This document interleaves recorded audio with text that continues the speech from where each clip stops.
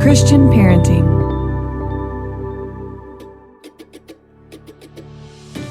Welcome to the Christian Parenting Podcast. I'm your host, Steph Thurling. I'm the Executive Director of Christian Parenting, a mom of 3, and I am so glad that you're here. This is a place where you can bring your real self, no matter what that looks like today, and be given the space, resources, and encouragement you need to set aside perfection and grow into the perfectly imperfect parent God made you to be.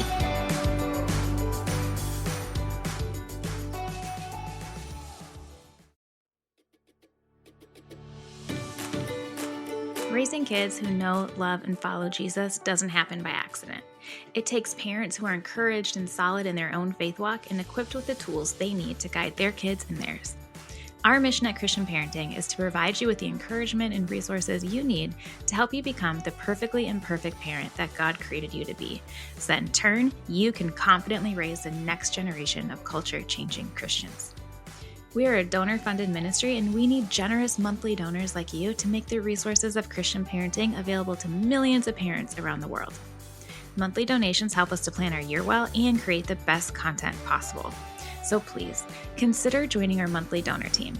Every dollar you give helps us to build up our community of like-minded parents and allows us to grow and strengthen our podcast network, share online articles from expert parenting voices, and create printed products and books to help you dive deeper into the topics you care about. You can go to christianparenting.org/give to commit to your best monthly gift today. We are grateful for your support and cannot wait to see what God does through your generosity.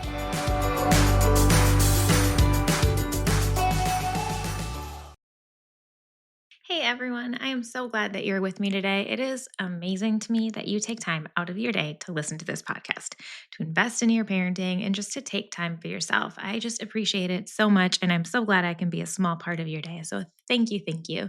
Today I have Andy Dooley on the podcast, and Andy is an author and a fitness coach, and today he shares his insights on parenting, faith, and the role of sports in a family's life. His latest devotional is called Lead with Faith, Play with Purpose, which is a 100-day devotional written to encourage and guide athletes of any age, level, or sport to integrate their faith into what they love to do, play their sport. We talk about the need for faith resources that are relatable and engaging, the challenges and opportunities in youth sports, and Andy encourages us as parents to be present, intentional, and rooted in faith as we navigate the world of sports with our kids. This is a great episode for parents who have kids who are active in any sport, so enjoy. Hi, Andy. Thank you so much for being here today. Hi, thank you for having me. Yeah, it's great. We were chatting a little bit before we started recording, and I stopped us because I said, oh my gosh, we just need to start recording because this is good stuff. It was a podcast before the podcast. Yeah, so I'm excited. I think we're going to have a good time today. I think that people are just going to really enjoy what you have to share. So thank you for being here. Yeah. Can you start by just telling us a little bit about who you are, what it is that you do, and then tell us about your family too. And then you get that one word or phrase to describe them. Okay. Yes. My name is Andy Dooley. I am a husband and a father of 4 beautiful kids. I am an author, as you guys may not know, but may know. And I am a fitness coach, an in-game host for the Seattle Seahawks. And I just enjoy life. I love God. I love having fun. And our family, if it was one phrase, we are fun and loud. Fun and loud. Absolutely. I feel like you have to be kind of loud with 4 kids. Yeah, 4 kids. I mean, you know for sure when everyone's out the house and it's just you. It's significantly different. Or I feel like there's always one in one family that if they leave, the house is a lot quieter too. And then they come in and you're like, oh yeah. Yeah, I was trying to think if there's one of our kids like that. And maybe my son, because he can play with his toys, like his little Marvel guys, for a while by himself. But you're hearing clanging and banging, so it's still noise. And then the noise. occasional scream because he's like pinched his finger between the guys, you know? Yeah. But no, they're pretty loud. Tell us the ages of your kids. Yes. So I have a 11-year-old, 9-year-old, 8-year-old, 3-year-old, and she'll be 4 here in a few days. So you're just like in it, like the rest of us. Oh yeah, we're in the weeds for sure. Yeah. It's war. I do like the stage because mine are just like a smidgen older than yours, Uh-huh. minus one child. And I think this phase is really fun. It's really Oh, it's fun. so fun. I wouldn't trade it in for anything for sure. I mean, Yeah, it's exhausting. But it so is. many people ask, like, how do you do it? I just say we just do it. Like, you don't ever really think about how do we do it with 3 kids, 2 kids, 4 kids. Yeah. You're just in it. Yeah. Well, it's not like you have a choice. You can't just wake up and Yeah. be like, I'm not going to do this today. I Right. quit. You wake up and you just choose survive. Yeah. Yeah. And then you get like tools and resources to just do it a Mhm. little bit better every day and Exactly. every season. And you rely on the Holy Spirit because we cannot do it without the Holy Spirit. Oh That my is for goodness. sure. Yeah, I don't know how anyone thinks they could do it without the Holy Spirit. It's crazy. Yeah. Okay. Well, kind of on that note, the other question I always ask everyone is, what is one thing that you want every parent to know? I want every parent to know to give yourself grace. No Mm. one on this planet is perfect. There isn't a perfect parent, but you're the right parent for your kids. And the quicker you realize that, and the quicker you understand that God put you in that place to steward and lead those kids specifically, and know that you're doing what you're supposed to do and you're in the right place, the more peace you'll have over your whole Mm. process. Yeah, that's good. So we're going to talk today about, you have like a lot of books out for families. I just think your resources are really great. So you have your Building a Thank you. Family of Faith. Uh-huh. You have a devotion for teens, Yeah, teen guys. and then teen guys, which I love. There just are not a lot of faith resources for guys, I don't think. Right. Yeah. Or if they are, I just like feel like they miss the mark a little bit. So that's why I specifically really love Lead with Faith, Play with Purpose, because it's a 100-day devotional for athletes of any age. But I told you before, my kids are going to be reading it and they're 10 and 12. So I think it's very approachable for kids Absolutely. For sure. too. But I just think that book, it meets kids where they are, which is so often, not always, but often on a sports field or on some sort of team. And so I just Right. think it's great because it's relatable for them. Thank you. Interesting. Yeah. And I'm excited about it for sure. Yeah. Tell us about your heart behind writing a devotional for athletes. Well, I remember specifically being in college after football two-a-days. I actually am doing, this is so funny you asked that.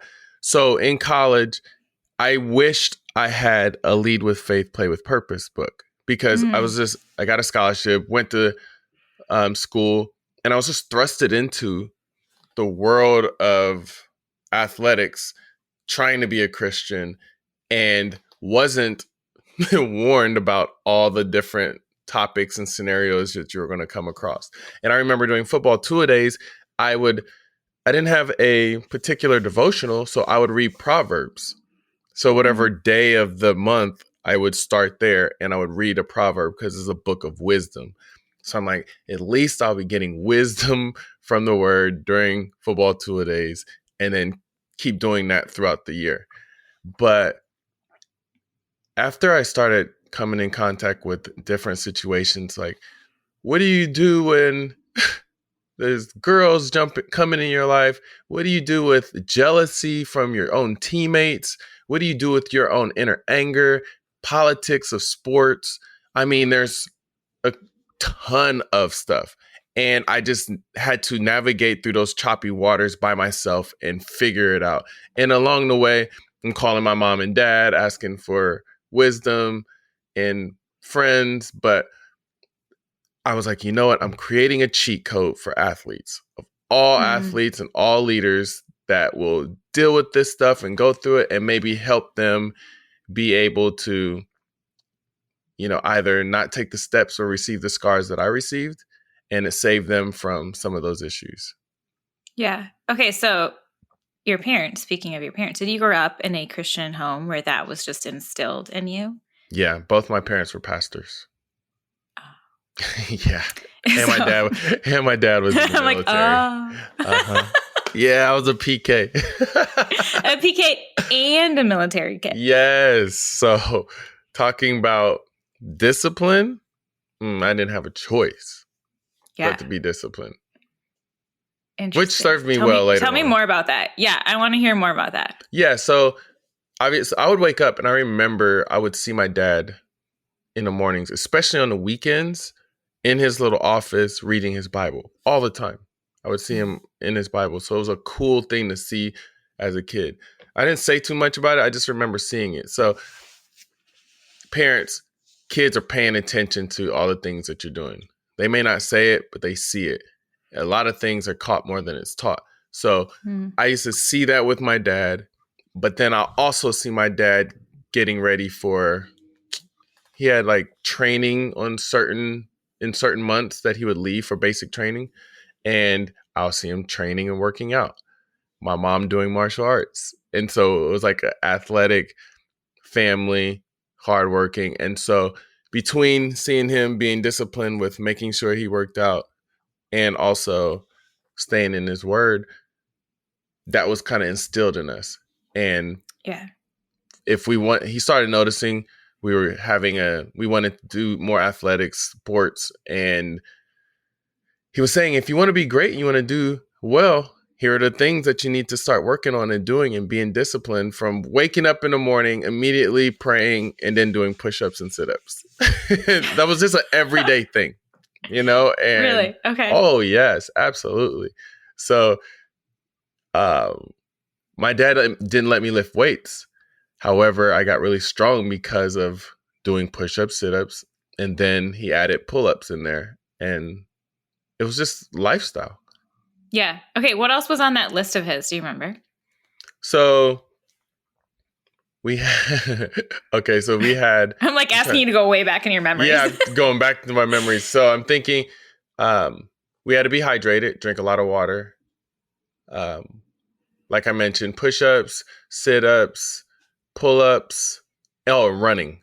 We would run because he had to run a ton. So we'll go out to the track and we'll run quite a bit. And then we would have to go over to my grandparents while they were working. And my grandmother was huge on reading.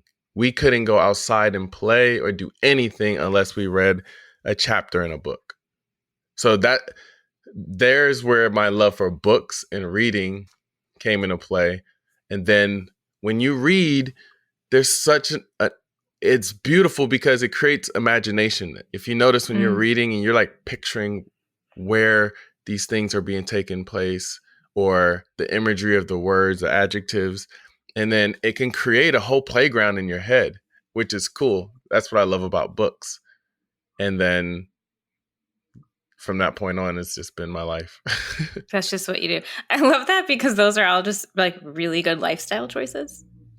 Yeah, that is. Those are just like really good things. It's nothing crazy. They're just all good choices. Yeah, but at the time, you're like, for example, when we come home from school, we didn't want to do homework and then read. We want to just knock out our homework and then go out and play. But yeah, we had to read on top of it. So it was a drag at first. We were like, oh my goodness. But then next thing you know, I'm falling in love with books and then going to our library at our school, picking out Ramona Quimby books and Goosebumps and all these different books. And like now I do that with my kids. That's a thing that I take my kids to the library that they do with dad. We'll go, we'll choose books. It's a thing that is special to us. Come back and we do it again every month. It's funny, the things that are worth it and the things that are good and the things that you want, like reaching your goals, usually it starts as a drag. Yeah, it's true. Like self-discipline isn't really that fun. No, it really isn't. And it's just the day in and day out of just being consistent. That's where you get more traction. But if you just do things because you want to do it, you're never going to do that on a regular basis. Yeah. Yeah, that's good. That's really good. Okay, let's talk about sports, kind of moving into lead with faith, play with purpose. Yeah. I feel like sports have become a religion in so many ways, from like professional sports teams all the way down to youth sports. Like sports are really intense in our area where we live. And it's hard to find a balance. I think there's a lot of pressure. There's a lot of opportunity, a lot of extra things, which take a lot of time and money. And I mean, you have 4 kids of your own. You know how it Yes. is. So, what patterns in general do you think that you're seeing in student athletes these days? Like both positive and negative. I always like to end on a positive. So negative, I'll start with. Okay. um, I feel like right now it's really heading towards self. Me, me, me. It's focused on me because now, Mm. there's the nil deals, name, image, likeness, where you can make so much money before you even make it to the pros. Some of the guys were making more money in college, even some of the girls. You can even listen to some of the interviews with like Asia from LSU. Like they were making so much money that they weren't necessarily excited to go to the WNBA or the pros, or some of the players were considering staying in college longer so that because their rookie contract isn't going to be as much as what they're making in college. And so Mm. now there's pressure to create your own brand in middle school, create your own brand in high school. It's wild. Yeah. And so sometimes it's taking away the team aspect and the fun of the sport, where kids are just focusing on themselves and trying to find out, how can I make as much money as possible and I be the man or woman. Yeah. The positives is that the athletes are getting so much faster, stronger, bigger early because they're taking it very serious. I mean, you have middle schoolers with trainers. I've worked Mhm. with middle school kids. I've worked with elementary kids, as a trainer. And, the kids have aspirations because of social media. They can see other kids their age doing things. Now, I wouldn't suggest necessarily to put your kids on social media, like giving them their own accounts yet. But if it's ran by you and you want to do that, that's fine. But I know for my daughter, she just started playing flag football this year. She's 9, and there's a girl online who's a phenom, and I think she's 12 or 13, somewhere around there. But Mhm. she inspires my daughter. And so it's cool. I get to show her videos of this girl. And so there's a lot of positives to what's going on in sports. But then there's that negative piece with the me focus, me centric. Yeah. And those kind of go together too. Like, how do we even Yeah. navigate that? Like, truly, how do we navigate that? Because I love that your daughter plays flag football. That's so fun. Yeah, it's awesome. And so my daughter's a competitive dancer, but It's awesome. I have grown to love it. But like, there are a lot of girls her age that have their own Instagrams and they're monitored. They're like run by their parents, but Yeah, yeah. they have like, I don't know, they get sponsors from dance clothing companies or Mm-hmm. something. Mm-hmm. I don't really know. And I'm like, that's great because they're doing amazing things. And but I don't know. How do you balance all of that? Like, what would your advice be to balance letting them run with it a little bit and getting inspired by all these other athletes? But then you run into the comparison of, well, I can't dance like her, or I can't make a play like her. Mm-hmm. And I don't look like her. How do we balance that? We have to be present. We have to be present in all of Mm. it. And I'm saying where, for example, because I'm in that world as an influencer. I'm getting Yeah. stuff sent to me on a regular basis, to my family, all of that stuff. But if I'm giving them a pair of shoes that was sent to us from a shoe company, and they're going to be in the photo shoots and all that stuff, I'm letting them know this is from such and such. Be thankful. We are married to humility. That's something we preach in our house, and Mm. that I am paying attention to all of this, even because they're so young. you know, they don't know any different. They're receiving all these free things, and I don't want them to have that expectation. This is not how Right. life is on a regular basis. So you're going to get a no from me on certain things. Are you going to hang out with certain friends? Nope. If I sense or see that their lifestyle doesn't match our lifestyle, my wife and I have to be present in the relationship through all the different seasons of their life. And I think as Mm-hmm. parents, that's going to help us. Yes, you can if your kid is super talented in becoming an actress or actor, they're going to probably be really talented later on down the road. So don't rush it. Don't force it. And don't let the glitz and the glam entice you to like speed up the process. Let them be kids. Let them enjoy. Let Yeah. them be outside, running around, playing with their friends, getting dirty and making their little mistakes.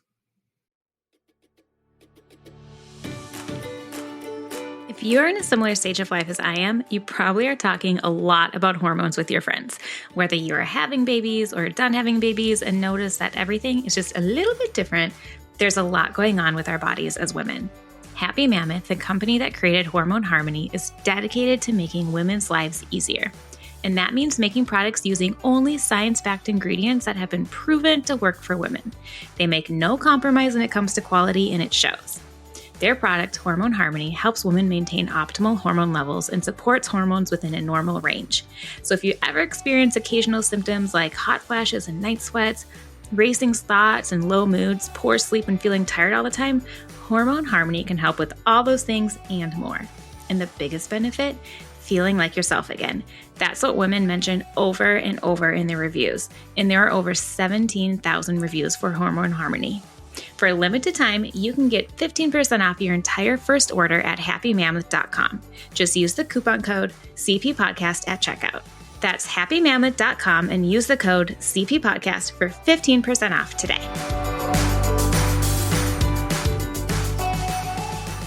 You need reliable appliances to help you conquer the day. And Menards is the one-stop shop for huge savings on new energy-efficient appliances. We carry the largest in-stock selection, starting at low prices and ready to take home today. Check out our top appliance brands including KitchenAid, Maytag, Whirlpool, Amana, and Criterion. Upgrade today and save big money on new appliances right now at Menards.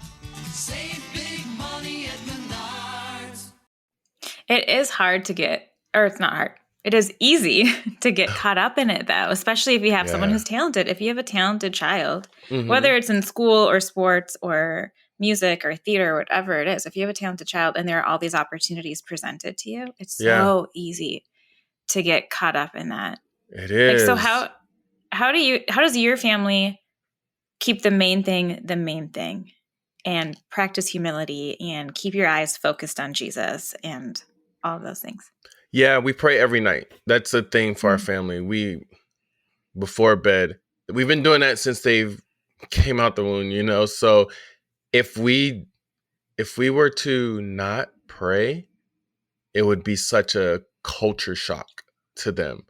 So we go to church together.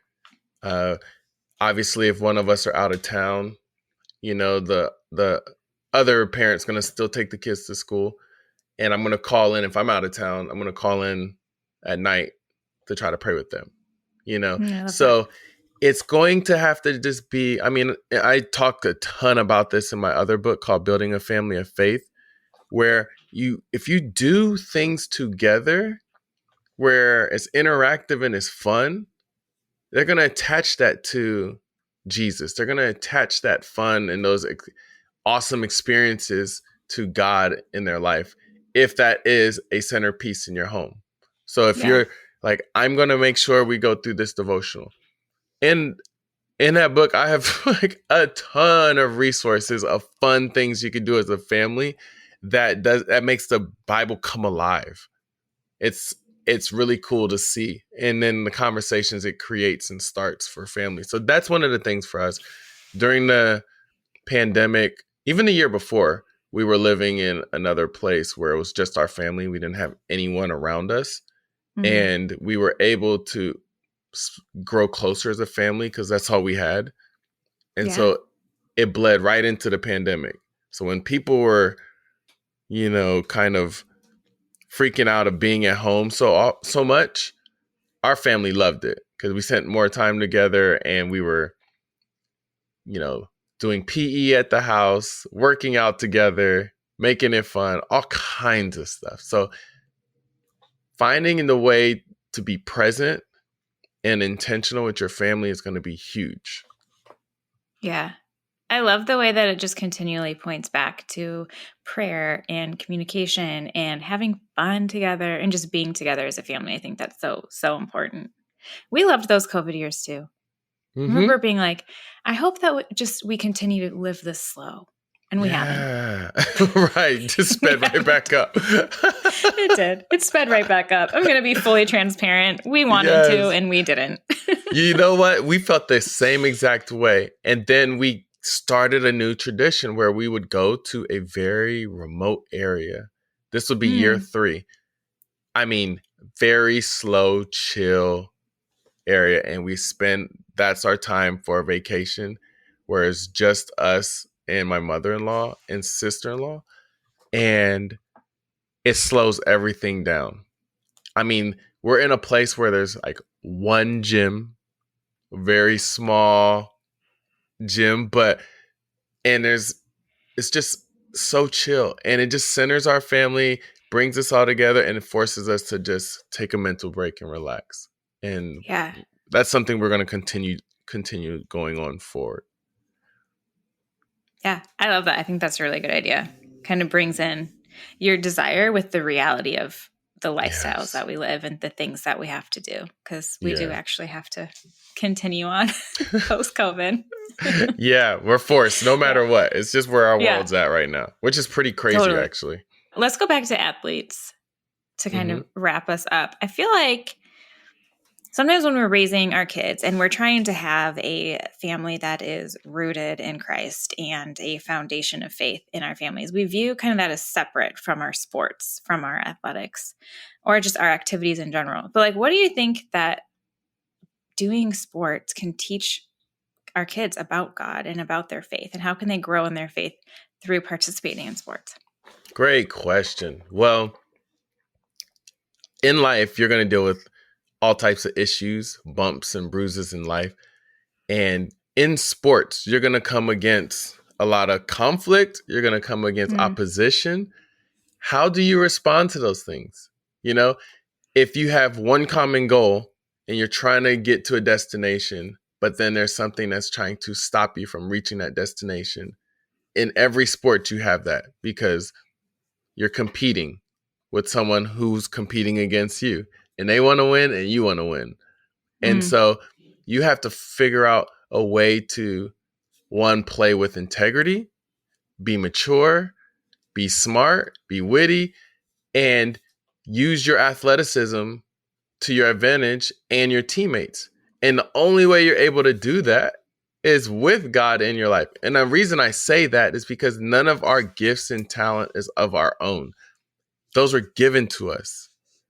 I mean, as much as we may think, oh, it's me, I'm doing this. Yes, but you were knitted specifically this way. You were genetically created the way you are by God. You were designed by God because there's an ultimate plan and ultimate goal in life that he wants to use all these gifts he's put inside you, your kids, these athletes, to still glorify him.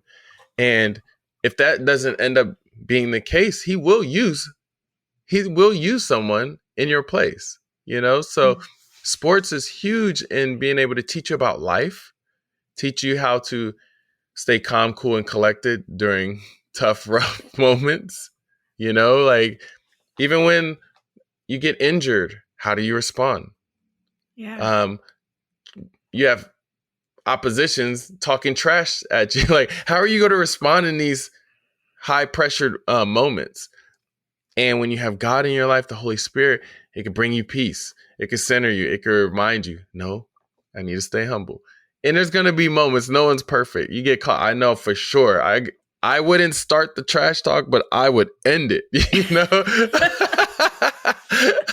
that was my thing. And then, but over time, my dad would just continually remind me, you know, is that fruit of the spirit, you know? So sports, I feel, is monumental for growth for athletes and people in their life, especially if you have good mentors or great coaches. That's why, you know, having God in your life going through your athletic career and then being able to give back as a God-fearing man or woman is important, is powerful, because you can instill these into all these up-and-coming athletes.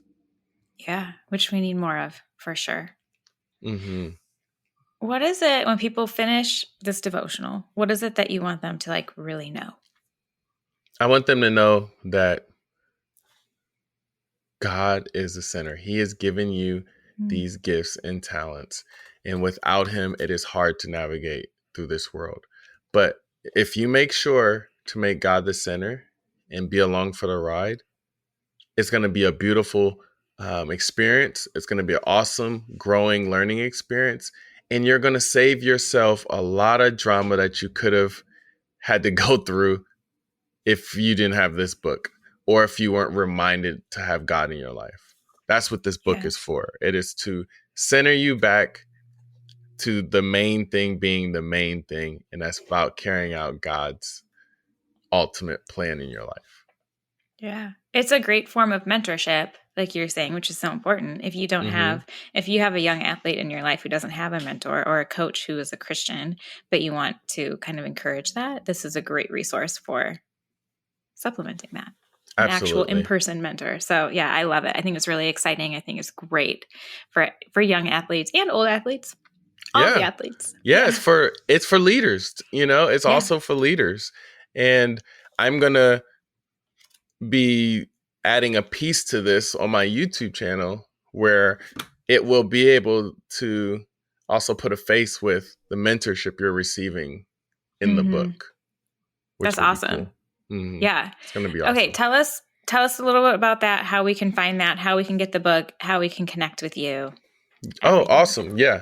All my social media is Andy, the letter L, Dooley, Dooley. So if you put in at Andy L. Dooley, you'll find my TikTok, my Instagram, my Twitter, my YouTube channel, and you can pre-order the book right now on Amazon. You can either go to my Instagram, I have a link there, or you could just type in Lead with Faith, Play with Purpose, Andy Dooley, and it'll pop right up. Great. I will put all that in show notes. I'll put your other books in show notes too, so that people can have access to all your resources. I just think they're very handy for families. So thank you so much for joining me today. I really appreciate your time. Thank you. Thank you for having me. Thank you so much for joining us. I really loved this conversation, and it was so refreshing to talk about sports and activities from a faith perspective. I love Andy's emphasis that sports can teach valuable life lessons like how to respond to conflict, stay calm under pressure, and play with integrity. I see that play out in my own kids, and I'm sure that you do with yours as well. I have links to everything in show notes, so check those out. I hope that you have a wonderful week. May God bless you and keep you. May you be present, intentional, and rooted in faith as you navigate the world of sports with your children. And may you remember that God made you the right parent for your kids in every way. Thank you so much for listening to the Christian Parenting Podcast. Make sure to like and subscribe so you don't miss an episode. And if you love this podcast, would you please consider leaving a review and sharing it with a friend? This is the best way to reach more people and encourage even more parents. Christian Parenting is a donor-funded ministry, and we rely on friends like you to keep podcasts like this going. So to find out more about Christian parenting and to make a donation, head over to christianparenting.org or at christianparenting_org on Instagram. Thank you again. See you next week.